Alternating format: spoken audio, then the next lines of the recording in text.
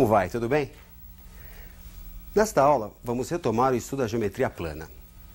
Tenho certeza que você já deve ter construído um liga-pontos.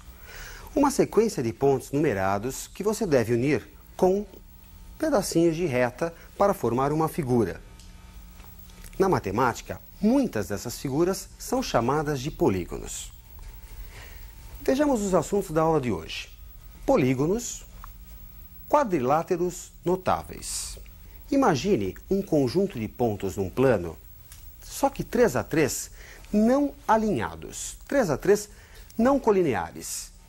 Observe a tela. Unindo pontos consecutivos, quantos segmentos de reta serão necessários para fecharmos a figura?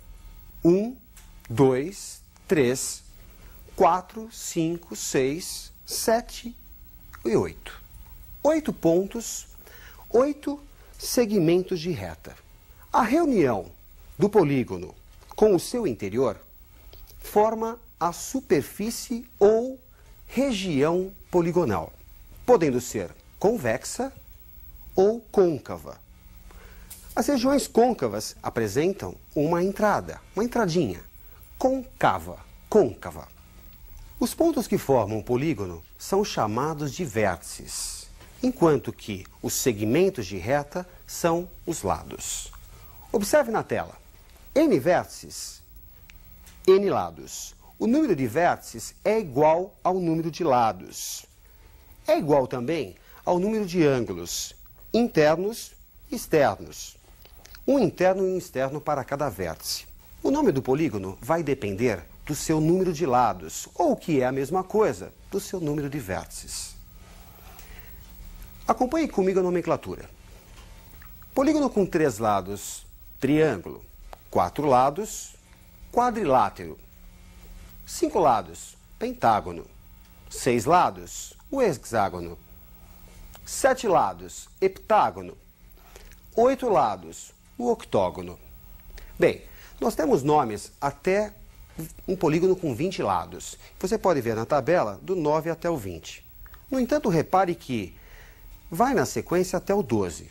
De repente pula para o 16 e depois vai para o 20. Na realidade, do 13 ao 19, o nome é composto. Por exemplo, 16, hexa de 6, decágono. Como é que ficaria o 15 então? Penta, decágono. Penta de 5, decágono, 15 lados.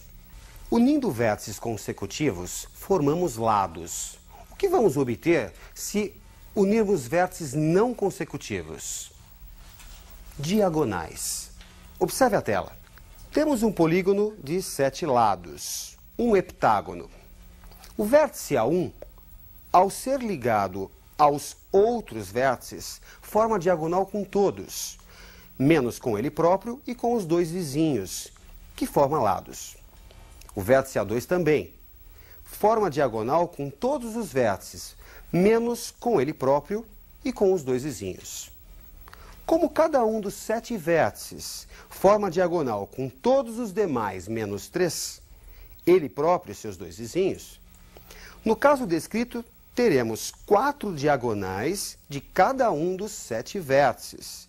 No entanto, como cada diagonal começa num vértice e termina em outro vértice, a diagonal A1 a 4, por exemplo, é a mesma que a diagonal A4 a 1, o produto 4 vezes 7 conta 2 vezes cada diagonal. Portanto, podemos obter o número de diagonais fazendo 4 vezes 7 dividido por 2. 14 diagonais neste exemplo. Genericamente, podemos então calcular o número de diagonais de um polígono multiplicando o número de diagonais de cada vértice pelo número de vértices e dividindo por 2. Para um polígono com n lados, D, o número de diagonais, é igual a n menos 3 vezes n sobre 2. A soma dos ângulos internos de um triângulo é igual a 180 graus. Essa informação que nós vimos no início da geometria plana, dificilmente você irá esquecer. Qual será a soma dos ângulos internos de um polígono com um número maior de lados? Um decágono ou um icoságono, por exemplo? Vejamos na tela. Temos um polígono com 8 lados, um octógono. Escolhido um vértice, por exemplo, A2, tracemos as diagonais que partem desse vértice. Como podemos perceber, do octógono se obtém 6 triângulos. Uma diferença numérica de 2 unidades. Num polígono com n lados, formaremos n-2 triângulos. Como cada triângulo contribui com 180 graus, a soma dos ângulos internos pode ser obtida pelo produto 6 vezes 180 graus, 1080 graus. Genericamente, para um polígono de n lados, podemos calcular a soma dos ângulos internos multiplicando o número de triângulos, n-2, por 180 graus. Se há soma de ângulos internos, deve haver soma de ângulos externos. Acompanhe na tela. A soma do ângulo interno com o ângulo externo em cada vértice é igual a um ângulo raso, 180 graus. Somando todos os externos e internos, deixo a cargo do aluno verificar, com base no exposto, que a soma dos ângulos externos de qualquer polígono é igual a 360 graus. Curioso, a soma dos externos não depende do número de lados. É valor fixo para qualquer polígono. Vale sempre 360 graus. Vamos analisar agora a classe dos polígonos regulares, equiláteros e equiângulos, lados e ângulos iguais. Vejamos alguns exemplos clássicos. Observe na tela. Polígono regular com 4 lados. O quadrado é equilátero e equiângulo. Cada um de seus ângulos internos mede 90 graus. Polígono regular com 3 lados, triângulo equilátero, soma dos internos é igual a 180 graus. Como temos 3 internos iguais, cada um deles vale 180 dividido por 3, 60 graus, portanto. Genericamente, para um polígono de n lados, cada interno é obtido somando-se todos os internos e dividindo-se pelo número de ângulos. Analogamente, cada externo é obtido pela divisão da soma dos externos, 360 graus, pelo número de externos. Vamos ver alguns exercícios de vestibular que tratam desse assunto. Acompanhe o primeiro exercício. Um joalheiro recebe uma encomenda para uma joia poligonal. O comprador exige que o número de diagonais seja o triplo do número de lados. Nessas condições, que forma poligonal terá a joia? No exercício, é dado que o D, número de diagonais, é o triplo do número de lados, D igual a 3n. Mas nós sabemos que o número de diagonais é dado pela relação n-3 vezes n sobre 2. Tira-se o D, coloca-se 3n. Assim, temos a expressão 3n igual a n-3 vezes n sobre 2. Simplificando essa expressão, dividindo os dois membros por n, resulta 3 igual a n-3 sobre 2. Multiplicando os dois membros por 2, temos que 6 é igual a n-3. n, portanto, é igual a 9. Trata-se de um eneágono, um polígono com 9 lados, que tem, portanto, 27 diagonais. Vamos a mais uma questão de aplicação. Observe na tela. Qual o valor inteiro mais próximo da medida do ângulo interno do heptágono regular da moeda de 25 centavos de real? Por tratar-se de uma figura regular, cada um de seus ângulos internos é obtido somando-se todos os ângulos internos e dividindo pelo número de ângulos. Neste caso, o número de lados ou número de ângulos é 7. E a soma dos ângulos internos é dado pela expressão n-2, que representa o número de triângulos que você consegue formar, vezes 180, que é o que cada triângulo contribui. Portanto, a soma dos internos fica igual a 7 menos 2 vezes 180 graus. 5 vezes 180 graus, que resulta 900 graus.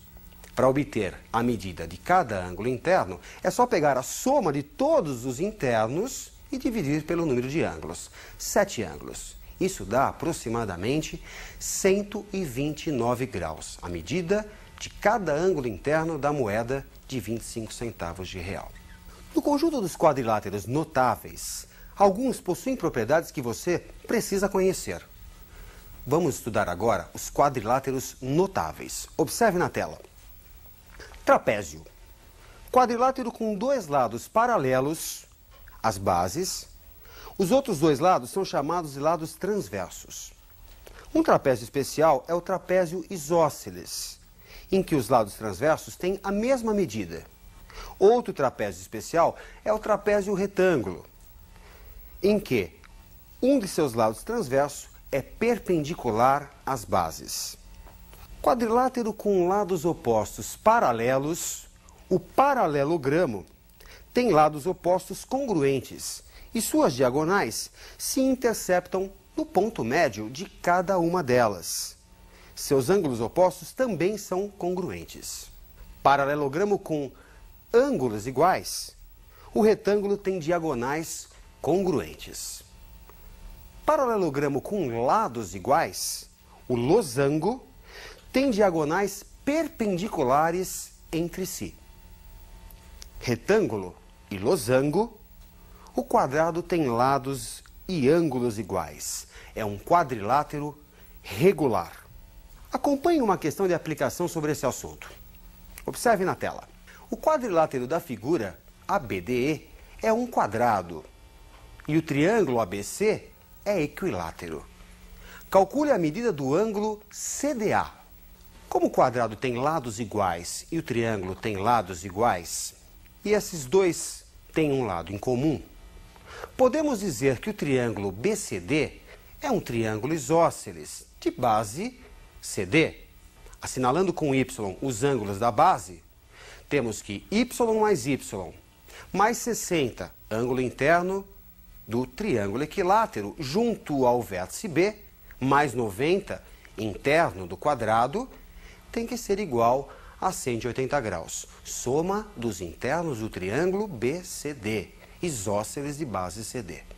Assim, podemos dizer que 2y mais 150 é igual a 180 graus. 2y é igual a 30. Y é igual a 15 graus. O ângulo que se quer determinar é o ângulo formado entre o segmento AD, que é a diagonal do quadrado, e o segmento CD. No entanto, a diagonal AD divide o ângulo reto, o ângulo do quadrado, em 2 de 45. Portanto, x mais 15 deve dar 45. 15, o ângulo obtido anteriormente. Conclusão, x igual a 30 graus. Procure treinar bastante todos esses conceitos hoje na aula. Ótimos estudos e até a nossa próxima aula.